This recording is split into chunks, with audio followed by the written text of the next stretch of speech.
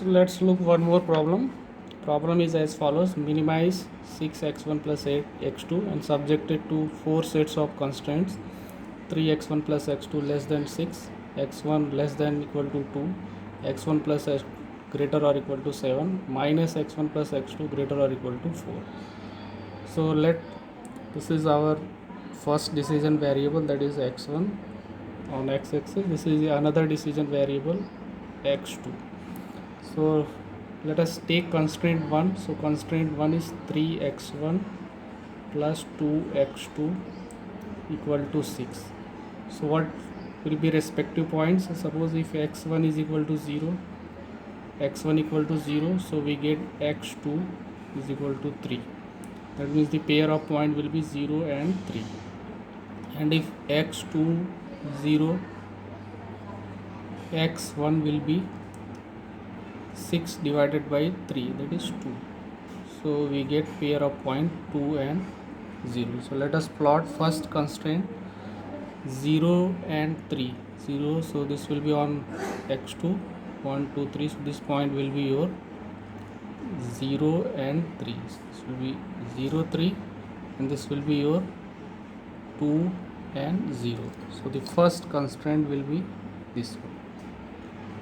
And the nature of the constraint, it says less than, so below or towards the origin, तो origin के side में, that means हमारा region इस side में आना चाहिए, below the line. And this constraint is 3x1 plus 2x2 less than 6. Constraint 1. Let us take constraint 1, x1 less than equal to 2. So x1, so this is the second constraint. So we draw a parallel line to x1. So this will be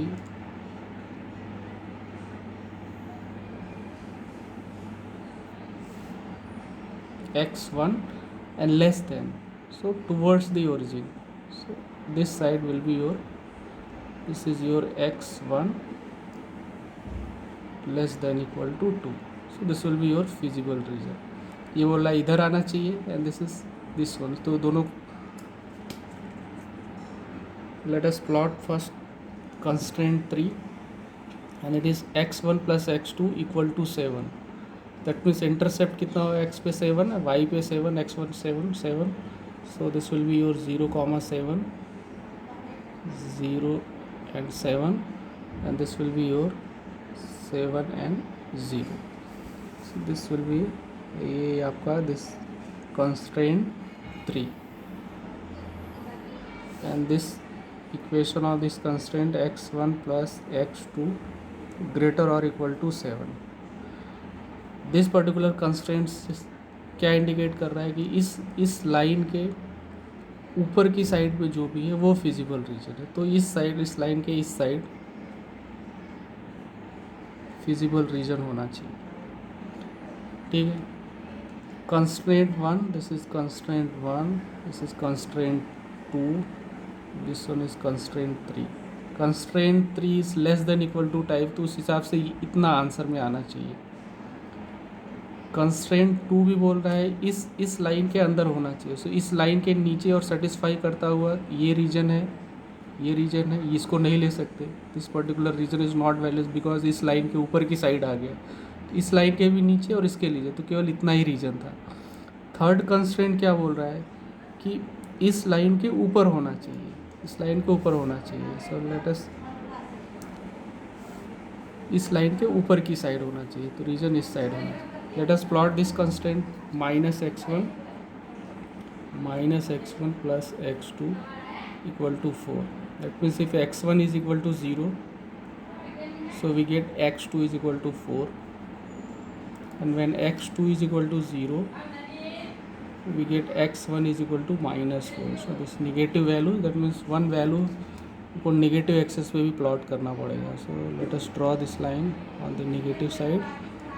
mark 4 चाहिए हमको. So mark 1 centimetre. So this is 1 2 3 and 4. So this value will be your -4 and 0. So your -4 0. This and 0 and 4, so 0 and 4, so this will 3, this will be your, ये हमारा 0,4 हो गया. सो इन दोनों constraint को join करता हुआ लाइन ड्रॉ करेंगे. This particular constraint -x1 + x2 greater और इक्वल टू 4. ये कंस्ट्रेंट बोल रहा है कि इस लाइन के ऊपर की साइड में, जिधर में अवे फ्रॉम द ओरिजिन, इस लाइन के ऊपर की साइड में जो भी है, ये मेरा फिजिबल रीजन इधर होना चाहिए, इधर होना चाहिए. Let us find the common feasible region. इसमें कुछ कॉमन आ रहा है कि नहीं आ रहा है. सो फर्स्ट कंस्ट्रेंट बोलता है इतना फिजिबल रीजन है. इफ़ यू लुक ओनली 1, सो 1 को सेटिस्फाई करता हो, इसके अंदर की साइड में ये रीजन तो है. 2 कंस्ट्रेंट ये है, उसके अंदर की साइड में होना चाहिए, तो अगेन इट्स वैलिड कि 1 के लिए भी वैलिड है, 2 के लिए भी वैलिड है. But if you look the constraint 3, constraint 3 यहाँ पे है और ये बोलता है इसके ऊपर की साइड होना चाहिए. तो इसके ऊपर की साइड ये पूरा रीजन है, ये पूरा रीजन है, जो कि इसमें कॉमन नहीं है. कंस्ट्रेंट 4 अगेन यू लुक, ये बोल रहा है ऊपर की साइड है. सो ये रीजन 1 एंड 2 कंस्ट्रेंट को तो सेटिस्फाई करता है, but it does not satisfy the constraint 3 and 4. That means हमारे पास कोई भी ऐसा रीजन नहीं है which is satisfying all these 4 constraints. That means in this particular case we have a no feasible region. कोई feasible region नहीं है, because एक हो रहा है तो दूसरा नहीं हो रहा है. So इस टाइप की प्रॉब्लम को, जहाँ पे we do not have any feasible region, we are not getting any feasible region, so we say that we have a no solution. हमारे पास कोई solution नहीं है. बिकॉज क्यों नहीं है, कोई एक कंस्ट्रेंट उल्टे पुल्टे लिखे होंगे. सपोज़ अगर तुम यहाँ से चेक करो कि कौन सा कंस्ट्रेंट किसको वायलेट कर रहा है, तो अगर ये देखो, ये बोल रहा है कि अगर x1 और x2 को ऐड करें तो वैल्यू 7 से ज़्यादा आनी चाहिए. केवल एक x1 और एक x2 को ऐड करें तो वैल्यू 7 से ज़्यादा आनी चाहिए. और ये कंस्ट्रेंट देखो, ये कंस्ट्रेंट क्या बोल रहा है, ये कंस्ट्रेंट ये बोलता है 7 से ज़्यादा होना चाहिए, 1x1 एंड 1x2. और इसका 3 टाइम्स x1, इसका 2 टाइम्स x2, 3x1 + 2x2, वो इट सेज कि it should be less than 6. How it is possible? ये x1 + x2 मिल के 7 से बड़ा हो रहा है, और 3 टाइम्स ऑफ x1 और 2 times of x2, obviously it will be greater than 7. But ये कंस्ट्रेंट क्या बोल रहा है, it is less than equal to 6. So there is a controversy in the constraints. ये इस टाइप का कंस्ट्रेंट पॉसिबल ही नहीं है.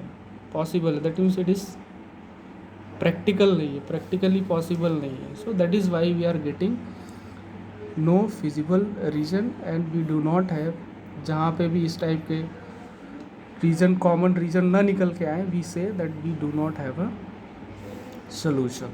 So that is the, we can say this is the complication in the linear programming problem. So first one था हमारा multiple solution, जहाँ पे हमको we are getting more than one solution. This is the second condition where we have a no feasible solution, जहाँ पे कोई भी type का solution नहीं मिल रहा है. थर्ड होता है अनबाउंडेडनेस. अनबाउंडेडनेस का मतलब है कि रीजन ऐसा हो, सपोज आपने सॉल्व किया कुछ इस तरह से, प्लॉट किया और ये रीजन आपका आ गया, तो ये इस तरह का आपका फिजिबल रीजन आ गया. This is the one point, this is another point, this is third point. So but region इधर है, this is the feasible region. इसके इस साइड जो भी है वो हमारा आंसर है. अब ये आंसर कहाँ तक जा रहा है, this value is going up to infinity, this value is going up to infinity. इधर भी इन्फिनिटी को, इधर भी इन्फिनिटी को जा रहा है. So this solution is not bounded. ऊपर से कोई रेस्ट्रिक्शन नहीं है, ये वैल्यू कहाँ तक जा सकती है, ये रीजन कहाँ तक फैला हुआ है. So it is not infeasible. बहुत लंबा है, it is going up to infinity, this is going up to infinity, so उसको हम बोलते हैं अनबाउंडेडनेस। रीज़न तो है पर ऑप्टिमल कहाँ है? सोल्यूशन तो इस रीजन में जो भी है ऑल आर सोल्यूशन, बट उस सोल्यूशन में ऑप्टिमल सोल्यूशन कहाँ पे है, that we can not decide, so that kind of problem is termed as a unboundedness.